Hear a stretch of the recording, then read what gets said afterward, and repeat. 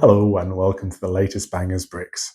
Once again, we are returning to the Lumibricks Western theme, slightly earlier than expected because this set just launched, so I thought it'd be good to get a review out as soon as possible. Also because this set has some interesting features that I thought were important to bring out before anyone buys it. So this is the Lumibricks 14015 Western Carpentry Workshop set. It has 1,832 pieces, lots of printed tiles, 4 characters, 10 light points and 4 light strips. It has printed manuals, and it retails for £90 or about $125. However, because I was shopped around and I would always recommend it, I managed to get a discount on Amazon, so it only cost me £53, which is about $69. And I said, for a new set, I think that's absolutely incredible. So really do shop around because you can get these for incredible prices. The set itself consists mainly of the one build with a couple of side builds. So here we are with the model. It does come with 2 smaller side builds. First of all is this coffin and trap. Nicely detailed on the coffin there. And a separate larger coffin with a bloody rose and insignia on the front, and then a space inside in order to put one of the characters if you so wish. So we'll start with the positives of this set and start at the back, taking in this wonderful windmill that we have here, which connects all up to a mechanism that's meant to show the water being pumped up into a bath here to wash all the wood, with them still here. I love on this that there are quite a few little mechanisms, and there's a little pull chain here that opens up the door, which is really nice to allow entry into the main part of the workshop.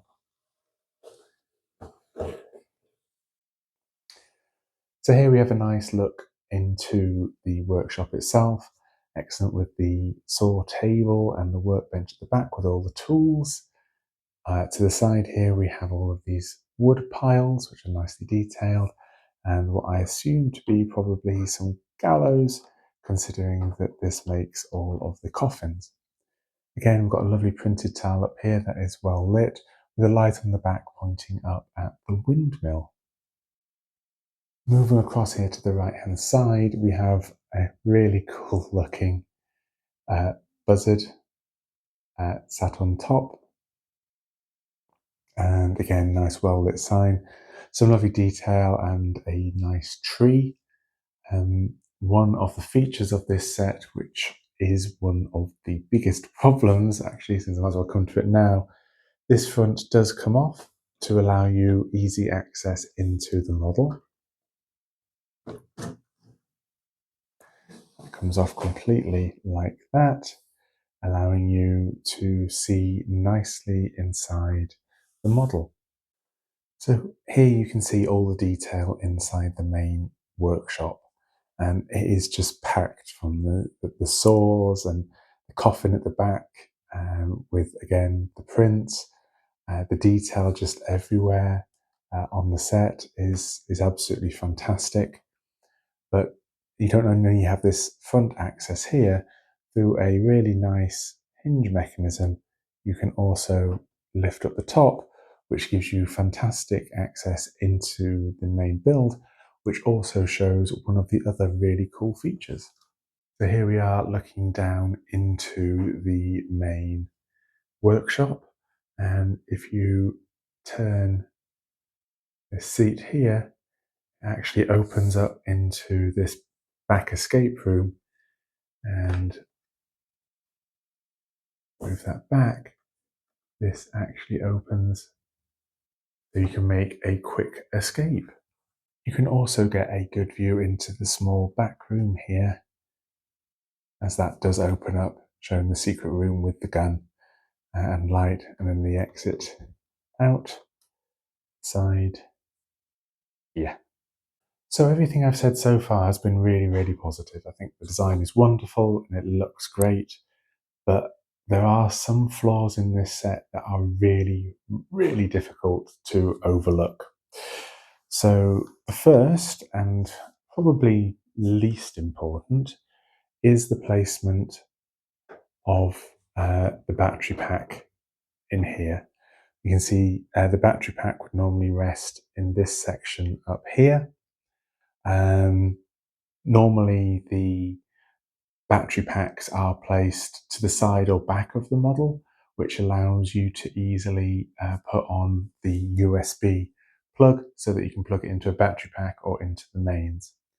Now, this one being placed where it is makes it a bit more difficult, so that the wires just kind of going through the roof and sticking out the back, which is not ideal. It also means it's very difficult to actually switch between the battery pack and the USB. It needs to be replaced with these small little connectors into the four-way here, which is very fiddly to do at the best of times.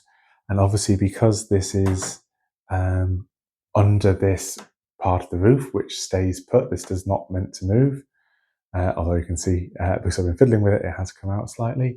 It makes it really difficult to switch between the battery and the mains if that's what you want to do. Whereas all the other ones, it's on the outside and makes it very easy to switch over. However, the biggest issue comes from this separate front piece here. Now, I know why they've had a front piece here, to allow you better access into that center, but the way they've done the power is to use one of the small battery packs, which is then slid underneath here, where you have to remove the tree to get at the battery pack. I don't know why they've done this. There is also, I've had to use an adapter from another set to allow this to go into the battery, the main power bank.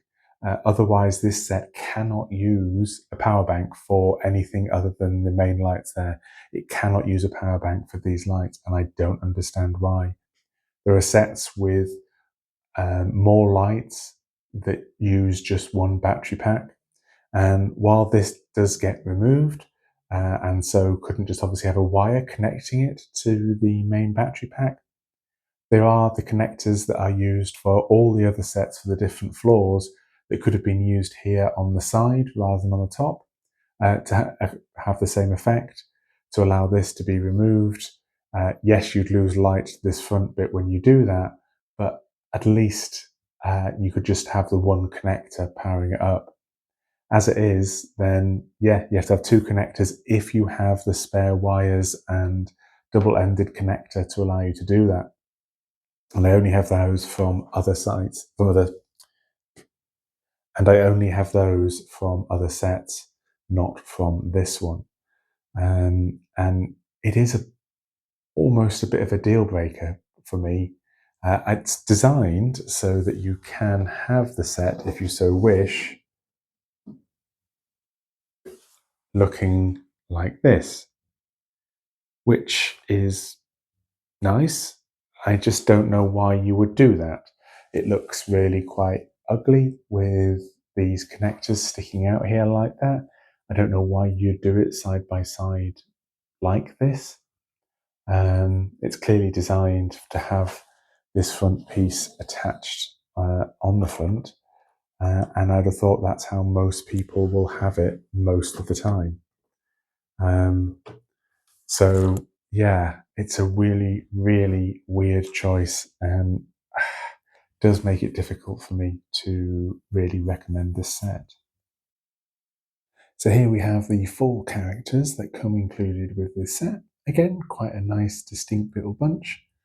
I actually think I had a lot. On the right-hand side, here we have Luke, the drifter apprentice. He takes odd jobs wherever he can just to earn his next meal. And next to him is Eli, the one-eyed carpenter, a quiet craftsman. Every hidden mechanism in his workshop is his own design. And they are the two people who run the carpentry workshop. And then on the left-hand side, on the far left, we have Rosie, the sleeping heiress. She opened her eyes inside the coffin, not reborn, but ready for revenge. And next to her, we have Commander Hella Claw.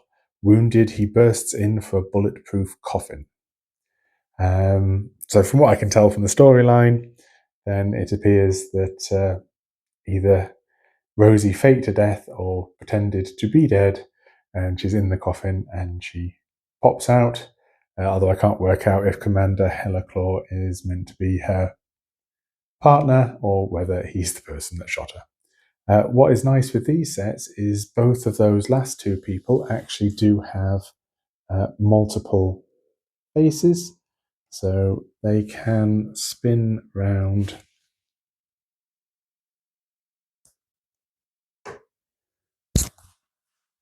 to show the other two faces, the pretending to be dead face and the sad face. As always, I think these are a nice addition and do add quite a lot to the set. So, to wrap up this review of the Western Carpentry Workshop, it is difficult. Overall, I think it looks amazing. I love the windmill. I love the aesthetic of it. I think it looks really wonderful and fits in fantastically with the other sets in this theme.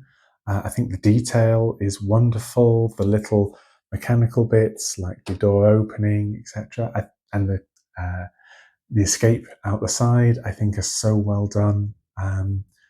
But I really do struggle to recommend this set because of the issues with the lights on the front bit. I really don't understand why they couldn't have been connected in the same way that other sets have, so that there's only one USB connector to light everything. It is really difficult to get to both battery boxes in this set, which makes it really problematic to change how you power it or to even change the batteries in the front bit. Um, that may or may not be a deal breaker for you.